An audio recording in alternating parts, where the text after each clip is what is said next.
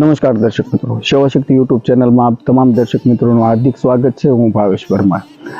વૃદ્ધાશ્રમ અને મંદબુદ્ધિના બાળકોનો આશ્રમના વિડીયો આપણે ઘણા બનાવ્યા છે અને ઘણા આપણે જોયા છે. અલગ અલગ ટોપિક ઉપર પણ આપણે ઘણા વિડીયો બનાવ્યા છે. પણ આજે આપણે જે જગ્યા ઉપર જવાના છે ને એ મંદબુદ્ધિના બાળકોની શાળા છે, હોસ્ટેલ છે અને તમામને ફ્રીમાં રાખવામાં આવે છે. ફ્રીમાં જમવાનું દે છે અને ટ્રસ્ટી છે એ મોટી વાત એ છે કે તે મહિલાઓ છે અને આજે આપણે એમને મળવાનું છે, એમની સાથે વાતચીત કરવાની છે.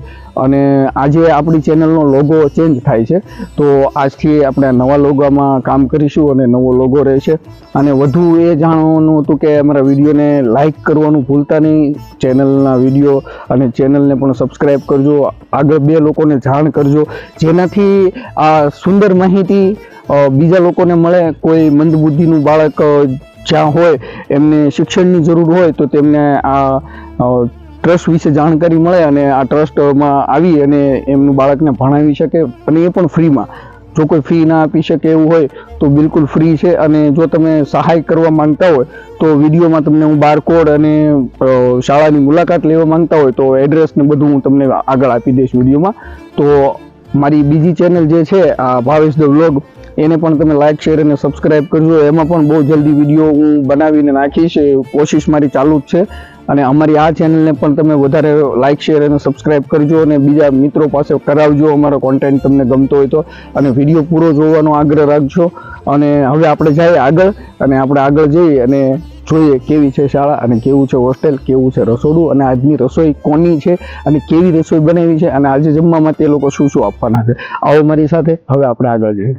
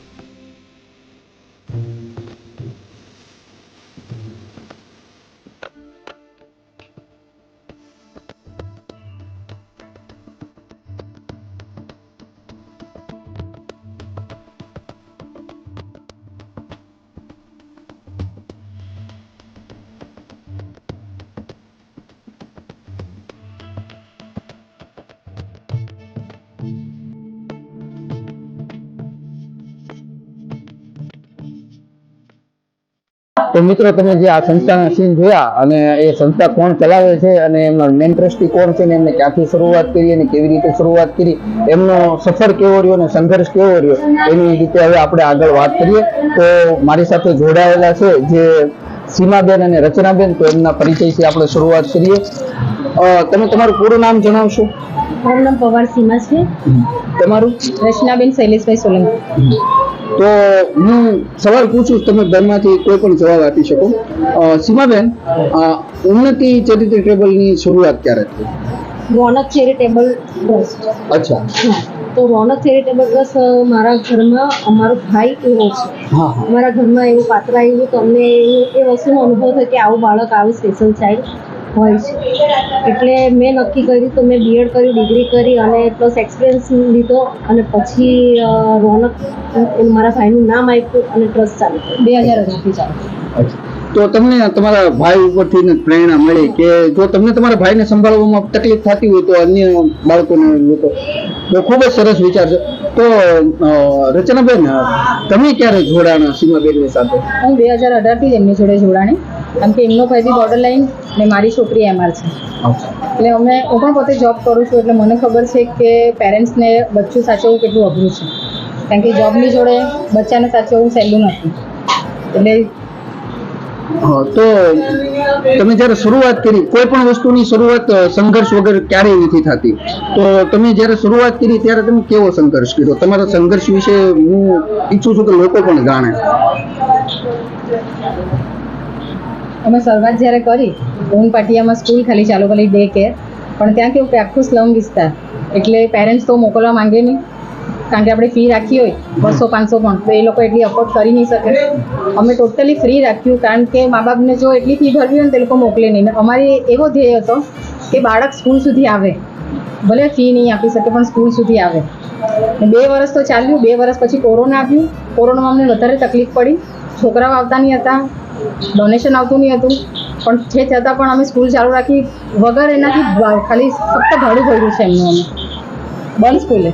કોરોનામાં ઘણા ખરા લોકોની પરિસ્થિતિ ખરાબ થઈ હતી, તમારી પણ પરિસ્થિતિ ખરાબ થઈ જશે 100%. અને ઉપરથી ફ્રીમાં આશ્રમ ચલાવવો અને ફ્રીમાં સંસ્થા ચલાવીને ફ્રીમાં બાળકને જમવાનું દેવું, એને ભણતરનું ધ્યાન રાખવું, એમને કપડાનું, એમને હોસ્પિટલનું, દરેક વસ્તુ. તો ખરેખર તમારો જે આ સંઘર્ષ તમે કર્યો એને બધું સેવા શક્તિ યુટ્યુબ ચેનલ તમને સલામ કરે છે. તો હવે તો સીમાબેન, મેં જોયું છે કે તમારા સંઘર્ષની વિશે રચનાબેને વાત કરી, તો તમે પહેલા બંને સાથે જ ચાલુ કર્યું હતું કે એકલા હતા ને પછી રસ્તામાં મંજિલ એક હતી ને રસ્તામાં ભેગા થઈ ગયા? અમે સાથે જોબ કરતા હતા, અને ટ્રસ્ટ ખોલવા માટે 3 વ્યક્તિઓની જરૂર પડે છે. અને જ્યારે એ બેન એમ કહે ને એકદમ બહુ ક્લોઝ હતા મારી સાથે, અને એમની દીકરી પણ એવું હતું, એટલે અમે નક્કી કર્યું કે આ વિસ્તારની અંદર કોઈ સ્કૂલ છે નહીં, તો આપણે 2 જણા થઈને આપણે સ્ટાર્ટ કરીએ. તો નિસ્વાર્થ ભાવે, અમને એવું કંઈ એ નહોતું. એ બેને ઘરેણા પણ ગીરવે મૂકેલા છે, મેં પણ મારી મૂડી જેટલી હતી એટલું સ્ટાર્ટઅપ કરવા માટે અમે બધું જ એની અંદર આપી દીધું છે, સમર્પિત. અને જ્યારે સ્ટાર્ટ કર્યું ત્યારે ભાડું ભરવું, ટેબલ, ખુરશી, છોકરા પેન, પેન્સિલથી માંડીને બધી જરૂરિયાતો અમે શરૂઆત સ્ટાર્ટ. તો સીમાબેન, આ જે જગ્યા છે, આ જગ્યા તમારે ભાડાની જગ્યા હા, ભાડાની છે. તો ભવિષ્યમાં તમારા રોનક ચેરિટેબલ ને લઈને તમારો શું પ્લાન છે? અમારો અત્યારે તો અહીંયા વન રૂમ છે અને વન જ ટોયલેટ ને 1 બાથરૂમ છે, એટલે એની અંદર છોકરાઓને બહુ તકલીફ પડે છે. સવારે જ્યારે છોકરાઓ ટોયલેટ બાથરૂમ તૈયાર થવું હોય તો બહુ તકલીફ પડે છે. તો અત્યારે અમે પાછું આ ભાડાનું છે, પાછું બીજું ભાડાનું રાખેલું છે જગ્યા, તો ત્યાં અત્યારે ડોમ બનાવવાનું સ્ટાર્ટ થયેલું છે. તો ત્યાં શું 2-3 બાથરૂમ રાખીશું, 2-3 ટોયલેટ રાખીશું, તો છોકરાઓને આવવા જવામાં તકલીફ. હા, તકલીફ. તો એ જે જગ્યા તમે રાખી છે એ તમારા પોતાના ઘરની છે કે એ પણ ભાડે જ છે? ના, એ પણ ભાડેથી જ છે. આનું 15,000 ભાડું છે, તો ત્યાં 30,000 ભાડું છે. તો લોકો પાસેથી તમે શું આશાઓ રાખો છો? સુરતની જનતા, વિડીયોની અંદર જે પણ લોકો તમને જોવે છે, આગળ મારા વિડીયો વિદેશમાં પણ જોવાય છે, તો ત્યાંથી અને આપણા ભારત દેશના અને સમગ્ર જનતા જે કોઈ આપણી લેંગ્વેજ સમજે છે એ લોકો પાસેથી તમે શું આશા રાખો છો? અમારે તો એવી જ ઈચ્છા છે કે બસ અમને સપોર્ટ કરે આ બાળકોને માટે, એ લોકોની બધી જ રીતે, ખાવા પીવાની છે, રહેવાની, બધી સગવડમાં અમને બસ સપોર્ટ આપે. તો રચનાબેન અને સીમાબેન, હાલમાં તમારું એડ્રેસ તમે જણાવશો? અમારું એડ્રેસ છે 393-394 બીજો માળ, શ્યામધામ સોસાયટી. તો અચ્છા, રચનાબેન, નવા એડ્રેસે ક્યારે શિફ્ટ થાય છો? તારીખ વાર તો નક્કી નથી, પણ અમારે નવું સત્ર, જૂનનું જે નવું સત્ર ચાલુ થાય, અમારી ઈચ્છા છે કે અમે નવું વર્ષ ત્યાંથી જ ચાલુ કરીએ અમારું.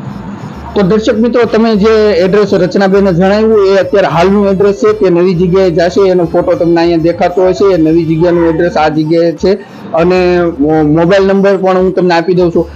સીમાબેન, તમારો ફોન નંબર બોલશો આ સંસ્થાને લાગતો? 7802068494. રચનાબેન, તમારો?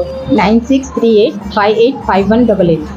બંને નંબર તમને અહીંયા ડિસ્પ્લેમાં દેખાતા હશે અને રચનાબેન અને સીમાબેનનું કામ ઘણું સારું છે અને ઘણી મહેનત કરે છે. જો તમે ડોનેશન આપવા માંગતા હોય તો એમનો બારકોડ અહીંયા દેખાતો હશે. તમે વિડીયોને પોઝ કરી અને બારકોડ ઉપરથી તમે ડોનેશન આપી શકો છો, ફોન પર વાત કરી શકો છો અને તમારી આજુબાજુમાં જો કોઈ મંદબુદ્ધિનું બાળક તમને દેખાય તો તમે સીમાબેન અથવા રચનાબેનનો કોન્ટેક્ટ કરી શકો છો અથવા તમે જાતે અહીંયા આવીને મૂકી શકો છો. હું તમને વધુ એક નવો વિડીયો મળીશ, ત્યાં સુધી મને રજા આપો. જય માતાજી, જય શ્રી કૃષ્ણ.